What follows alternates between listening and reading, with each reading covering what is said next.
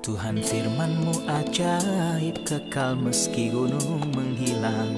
Tiada huruf yang gagal, tak terpatahkan siasat. Hidup seperti-Mu ya Allah, lebih dari emas. Aku bersaksi kitab-Mu, kitab yang suci. Mendengarkan firman-Mu, hibur hati yang luka. Terangilah langkahku kemanapun ku pergi. Biarkanlah firman-Mu berkuasa atasku. Ubahkanku, bebaskanku, ku mau menyenangkan-Mu. Salam jumpa pemirsa terkasih, saya menyambut Anda sekalian dimanapun Anda berada dalam episode terbaru program studi harian kita Semua Kitab Suci. Dalam program ini, kita mempelajari semua kitab yang ada di dalam Alkitab, dari Kejadian hingga Wahyu. Dalam pembelajaran kita terhadap kitab-kitab Perjanjian Lama, kita telah sampai pada kitab Ratapan, pasal yang keempat dan kelima. Ini menjadikannya episode terakhir dalam mempelajari kitab ini, yaitu kitab Ratapan. Untuk memulai, izinkan saya untuk menyambut tamu kehormatan di studio, seorang hamba Tuhan, Saudara Yosef Riyad. Selamat datang, Saudara Selamat Yosef. datang, Saudara Riyad. Kami juga menyambut hadirin yang bergabung di studio, selamat datang. Kita akan segera memulai pembelajaran sebentar lagi, jadi tetaplah bersama kami.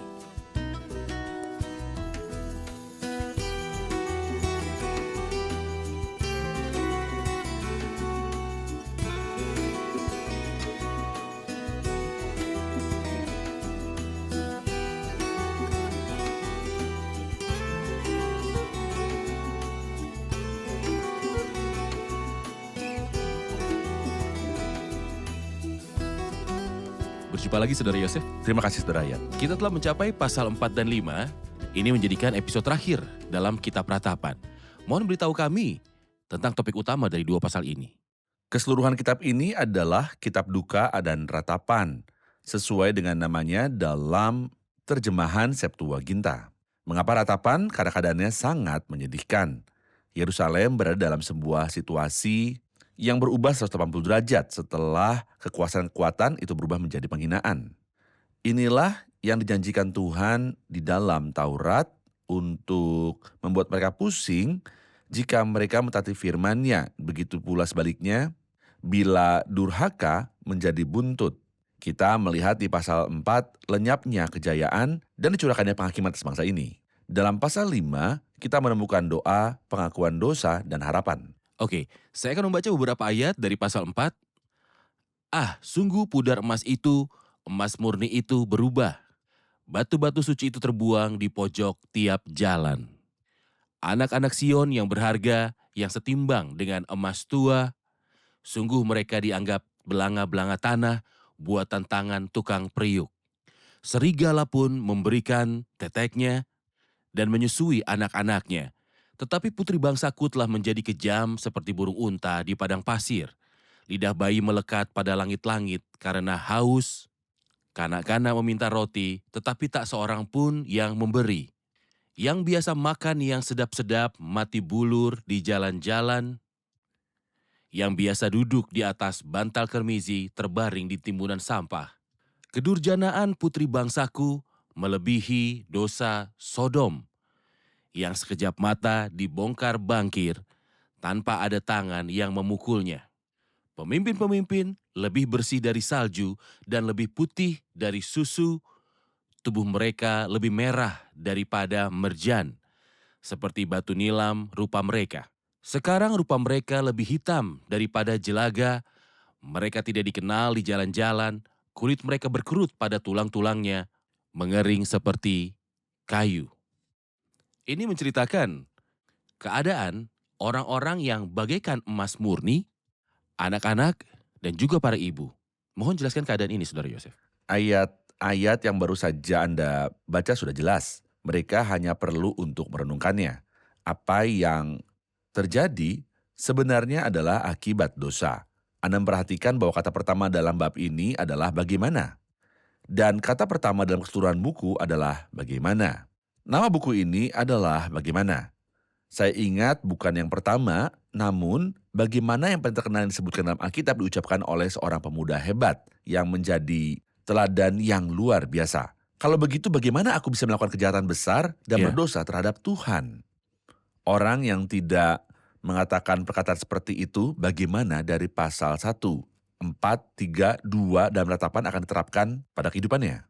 Sungguh pudar emas murni itu berubah. Ada yang berpendapat bahwa para pemimpin di Sion diumpamakan dengan emas dan emas yang murni. Dan orang-orang Lewi dan para imam menghadap batu-batu Yerusalem.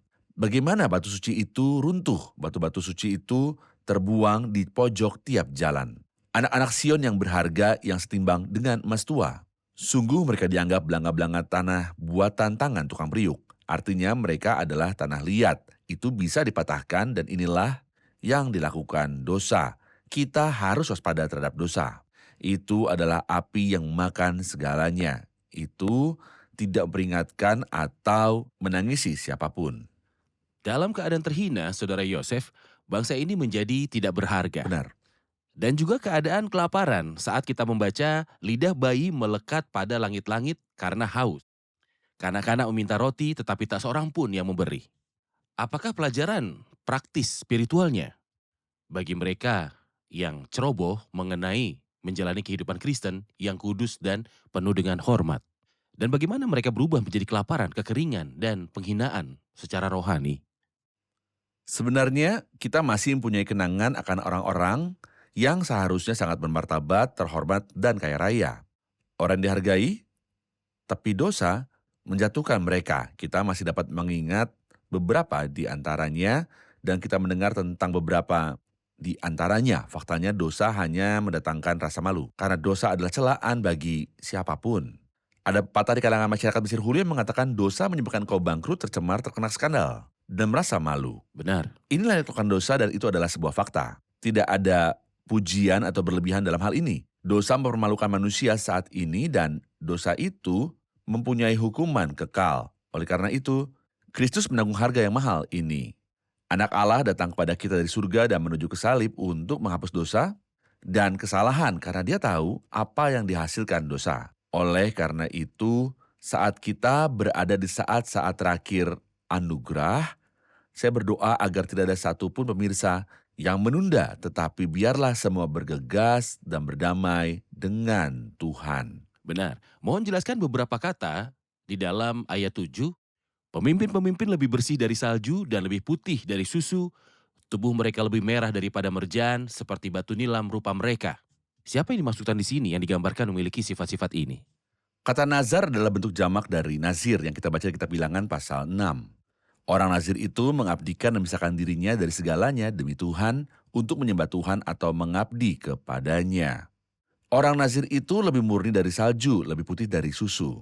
Gambaran putih dalam firman Tuhan mencerminkan gambaran kesucian dan kesucian mempelai wanita dalam Kidung Agung yang berkata putih bersih dan merah cerah kekasihku dan bercahaya menandakan bahwa dia murni dan suci. Mereka lebih murni dari salju dan lebih putih dari susu. Tubuh mereka lebih kemerahan daripada merjan, seperti yang kita katakan putih bersih dan merah cerah kekasihku.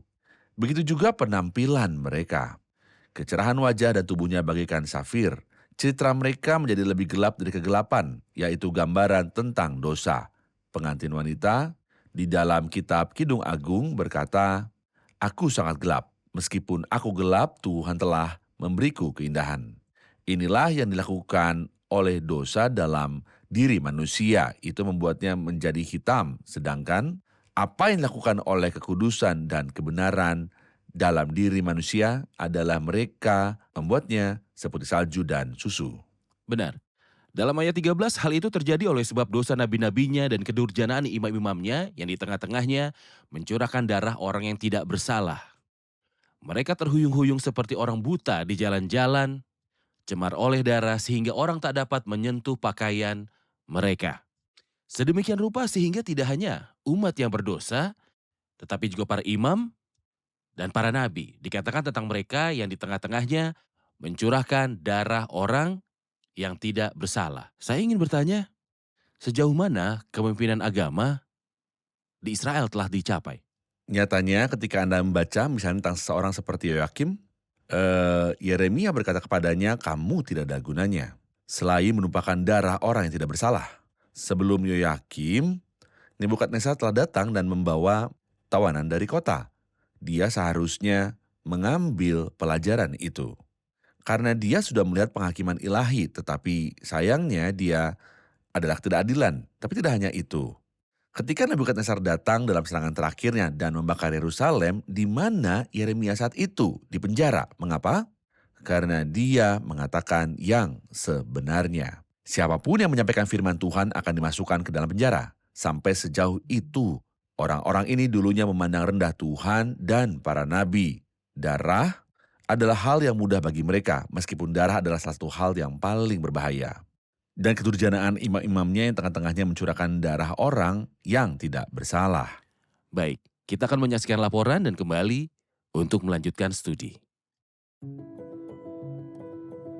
Tuhan bertindak seperti itu karena Dia adalah Tuhan yang benar. Dia tidak bisa menutup mata dan menutup mata terhadap kejahatan. Ketika anak-anaknya tidak menaatinya, Dia harus mendisiplin mereka meskipun ini menghancurkan hatinya. Nabi Yeremia mengungkapkan kepada kita hati Tuhan. Setiap kali Yeremia menangis, ini menandakan bahwa Tuhan sedang menangis. Dan ketika Yeremia berduka, itu berarti Tuhan berduka. Ketika kita tidak dapat memahami apa yang sedang terjadi, sangatlah penting bagi kita untuk percaya bahwa Tuhan itu adil dalam segala hal yang Dia lakukan.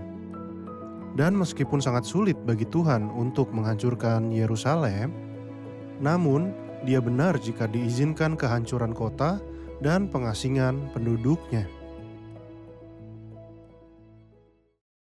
Saya punya pertanyaan di ayat 17 pasal 4, selalu mata kami merindukan pertolongan tetapi sia-sia. Apa maksud dari pertolongan yang sia-sia? Mohon penjelasan Anda, Saudara Yosef. Selalu mata kami merindukan pertolongan tetapi sia-sia. Kita memperhatikan sebuah negara yang tidak dapat menyelamatkan. Siapa yang mereka tunggu untuk diselamatkan? Sayangnya, mereka menunggu Mesir. Iya. Mesir adalah negara yang tidak menyelamatkan, apalagi kita baca di kitab Yeremia nanti. Nebukadnezar itu menghancurkan Mesir, ia Dia tidak dapat menghancurkannya. menyelamatkan dirinya sendiri. Jadi bagaimana cara menyelamatkan yang lain? Dan mengapa anak-anak Israel? Mengapa anak-anak Yehuda? Mengapa kamu percaya kepada Mesir padahal kamu tidak punya Tuhan yang bisa dipercaya? Mengapa sia-sia mencari bantuan? Tidakkah Anda punya pertolongan sejati, yaitu Tuhan? Ada sebuah lagu yang bagus yang mengatakan percuma mengharapkan bantuan dari manusia. Maka peganglah tanganku, oh penolongku, penolong terbaikku. Ada satu ayat yang bagus di Mazmur pasal 60, ayat yang indah ini mengatakan, berikanlah kepada kami pertolongan terhadap lawan, sebab sia-sia penyelamatan dari manusia. Sebab sia-sia penyelamatan dari manusia, berikanlah kepada kami pertolongan terhadap lawan, sebab sia-sia penyelamatan dari manusia. Alkitab berkata, ya Tuhan, semesta alam, berbagailah manusia Benar. yang percaya kepadamu. Benar. Tidak ada seorang pun yang percaya kepada Tuhan dan merasa Tidak pernah, malu. tapi siapa yang percaya siapapun selain dia pasti gagal. Saudara Yosef, kalau kita lanjut ke pasal 5, yang merupakan pasal terakhir buku ini, dimulai dengan doa. Ingatlah ya Tuhan, apa yang terjadi atas kami, pandanglah dan lihatlah akan kehinaan kami. Milik pusaka kami beralih kepada orang lain, rumah kami kepada orang asing. Kami menjadi anak yatim, tak punya bapa, dan ibu kami seperti janda. Air kami minum dengan membayar, kami mendapat kayu dengan bayaran. Kami dikejar dekat-dekat, kami lelah, bagi kami tidak ada istirahat. Kami mengulurkan tangan kepada Mesir dan kepada Asyur untuk menjadi kenyang dengan roti. Bapak-bapak kami berbuat dosa, mereka tak ada lagi. Pelayan-pelayan memerintah atas kami, yang melepaskan kami dari tangan mereka tak ada. Dengan bahaya maut karena serangan pedang di padang gurun, kami harus mengambil makanan kami. Kulit kami membara laksana perapian karena nyerinya kelaparan. Mereka memperkosa wanita-wanita di Sion dan gadis-gadis di kota-kota Yehuda. Pemimpin-pemimpin digantung oleh tangan mereka, para tua-tua tidak dihormati. Pemuda-pemuda harus memikul batu kilangan, anak-anak terjatuh karena beratnya pikulan kayu. Para tua-tua tidak berkumpul lagi di pintu gerbang, para teruna berhenti main kecapi. Lenyaplah kegirangan hati kami. Tari-tarian kami berubah menjadi perkabungan. Kota telah jatuh dari kepala kami. Wahai kami, karena kami telah berbuat dosa. Karena inilah hati kami sakit. Karena inilah mata kami jadi kabur. Karena bukit Sion yang tandus, di mana anjing-anjing hutan berkeliaran. Engkau ya Tuhan bertahta selama-lamanya, tahtamu tetap dari masa ke masa. Mengapa engkau melupakan kami selama-lamanya, meninggalkan kami demikian lama?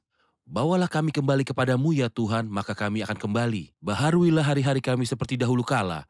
Atau apakah engkau sudah membuang kami sama sekali? Sangat murkakah engkau terhadap kami? Mohon komentari kata-kata ini atau izinkan saya menyebutnya doa pertobatan dan pengakuan dosa. Ya, itulah arti dari ratapan atau ratapan ini. Lihatlah sebagai contoh di ayat 4, air kami minum dengan membayar. Ini karena mereka menolak dia. Ini yang terjadi di Yeremia pasal 2. Mereka meninggalkan aku sumber air yang hidup. Dan sampai hari ini Tuhan berkata, orang yang haus akan kuberi minum dengan cuma-cuma dari mata air kehidupan. Apa yang akan terjadi jika seorang dilempar dan mendapati dirinya berada di Hades? Hal yang pertama yang dia cari adalah bukan segelas air, tapi setetes air. Benar. Kita menemukan hal ini dalam Lukas 16 ketika orang kaya yang tidak memiliki hubungan dengan Tuhan dan tidak pernah menunjukkan simpati kepada orang lain mendapati dirinya berada di Hades. Dia menangis kepada Bapak Abraham, suruh Lazarus supaya ia mencelupkan ujung jarinya ke dalam air dan menyejukkan lidahku. Allah memberikan air dengan cuma-cuma, tapi di sini air kami minum dengan bayar. Bukan hanya itu, namun di ayat 7 dikatakan, Bapa kami berbuat dosa. Faktanya bukan hanya Bapa kami yang telah berdosa, tapi di ayat yang ke-16, wahai kami karena kami telah berbuat dosa, Bapa kita dan kita juga telah berdosa.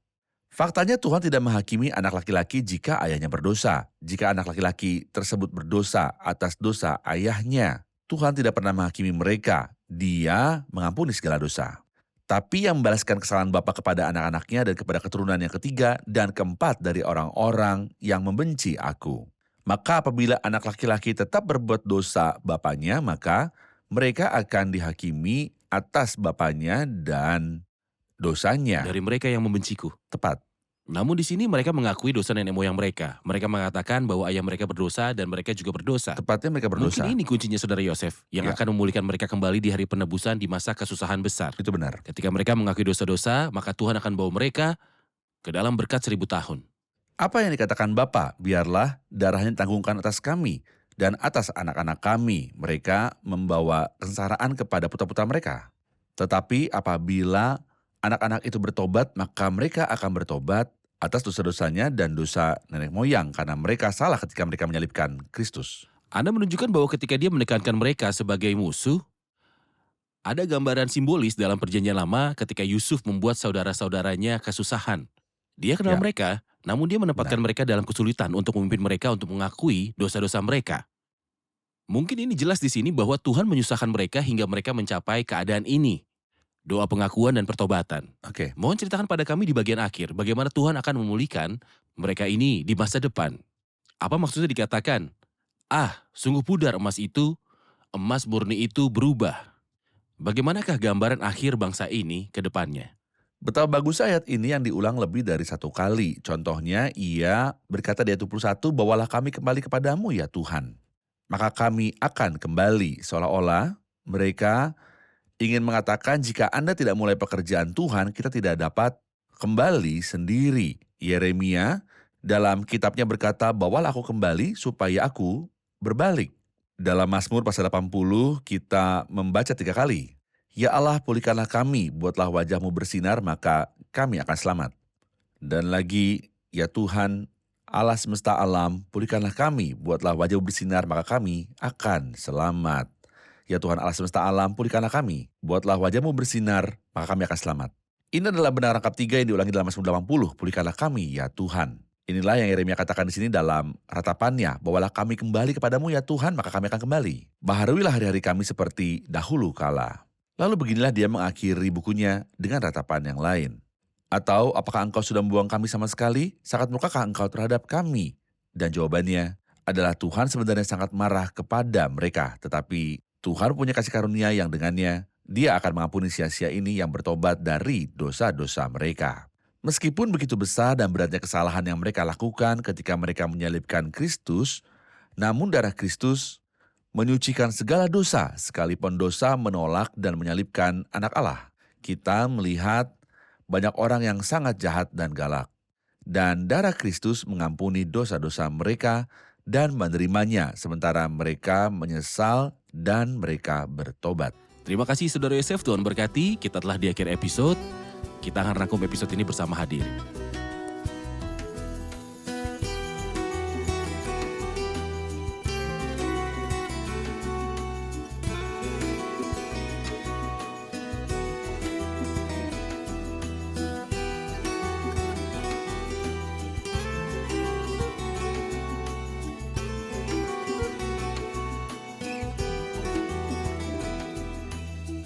Halo semuanya.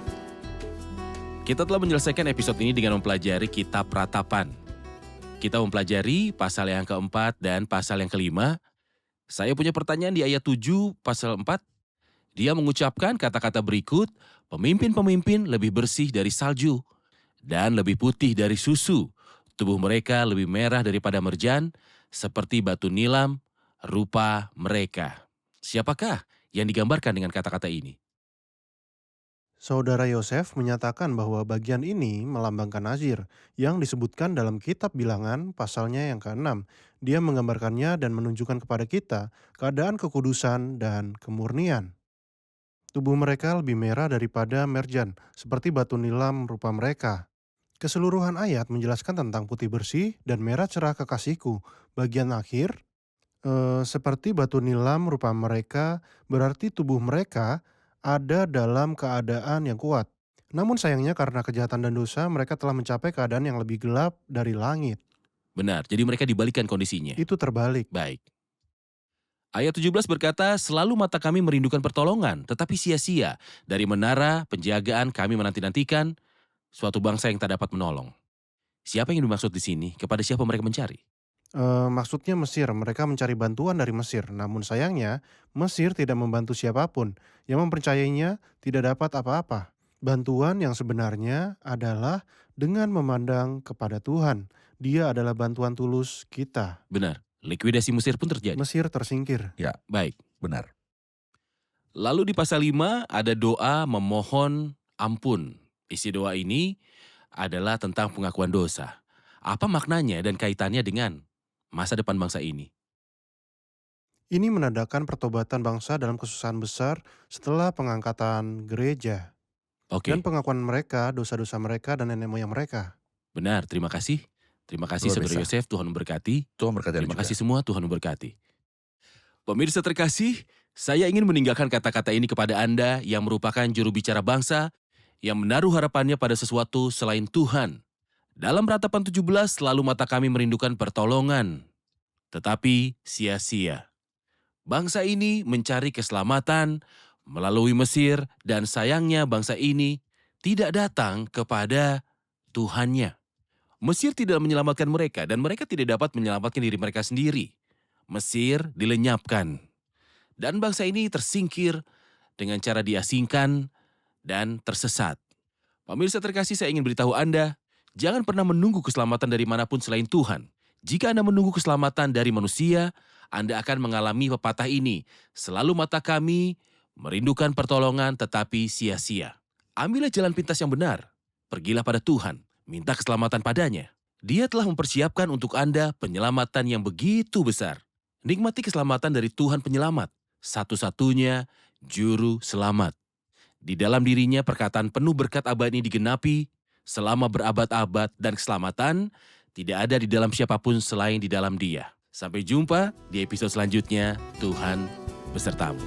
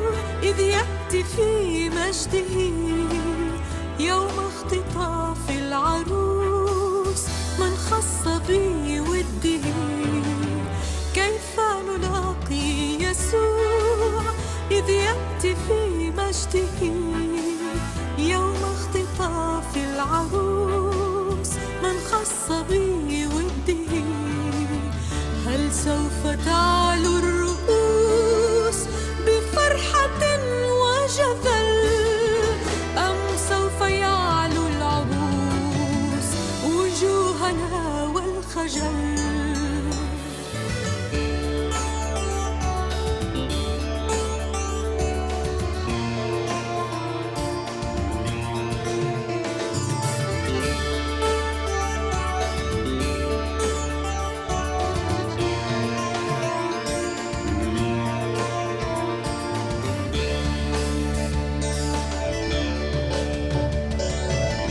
كيف نلاقي يسوع بمجده في السحاب، ونحن نلهو نعيش لمجد أرض السراب. كيف نلاقي يسوع بمجده في السحاب، ونحن نلهو نعيش لمجد أرض السراب. كيف نلاقي الحبيب وحبنا في فتور، وقد غدونا بطيب نرضى بدنيا الغرور.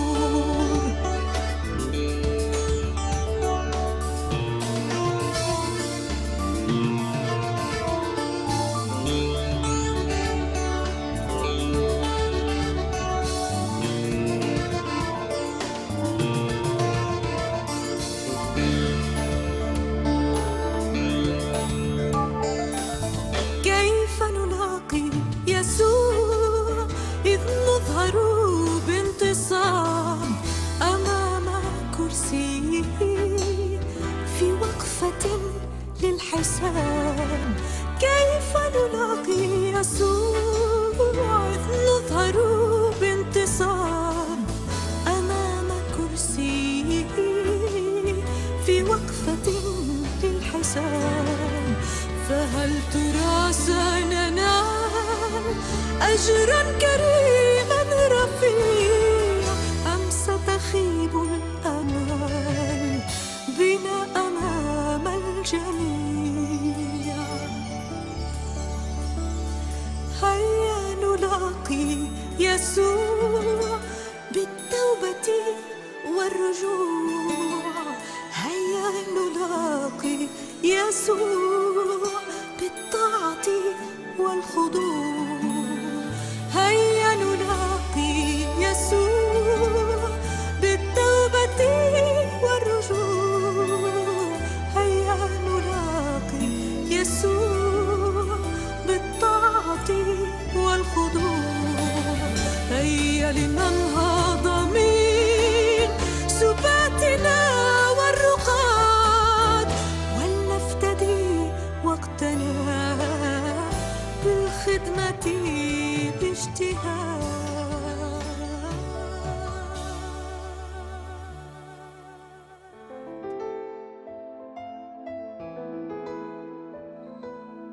Tuhan firman-Mu ajaib, kekal meski gunung menghilang.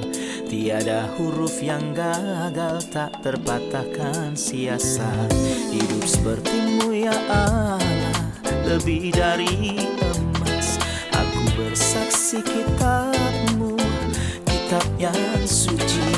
Mendengarkan firman-Mu, hibur hati yang luka. Terangilah langkahku kemanapun ku pergi. Biarkanlah firman-Mu berkuasa atasku. Ubahkanku, bebaskanku, ku mau menyenangkan-Mu. Tuhan firman-Mu ajaib, kekal meski gunung. Ubah dan bebaskan aku.